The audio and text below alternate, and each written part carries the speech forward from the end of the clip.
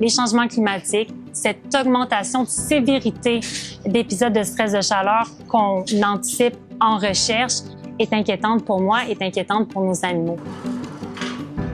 Je pense que tout producteur de lait aujourd'hui n'a pas le choix que de prendre le virage un peu sur les changements climatiques. Vu qu'on travaille énormément avec la nature, on le voit tout de suite. Je pense que n'importe quel producteur se rend compte qu'il y a des changements par rapport à il y a 30 ans en arrière. Tu sais, là, aujourd'hui, il fait chaud, il faut que les vaches aient de l'air. Moi, avant, quand j'allais en congrès, puis je disais que je venais du Québec, du Canada, puis je parlais de stress de chaleur, souvent, il y avait un petit rire dans la salle. Je pouvais même commencer une conférence comme ça. C'était une bonne accroche.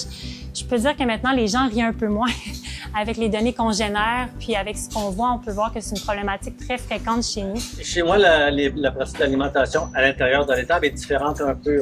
Si on s'améliore pas dans le contexte présent et futur, ben c'est la rentabilité de nos entreprises là, qui vont en être affectées.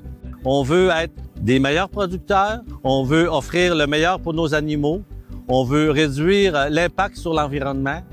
Je demeure optimiste par rapport à la situation parce que je trouve que nos producteurs productrices aiment leurs animaux, veulent qu'ils soient confortables et ont à cœur de leur offrir le meilleur environnement thermique possible.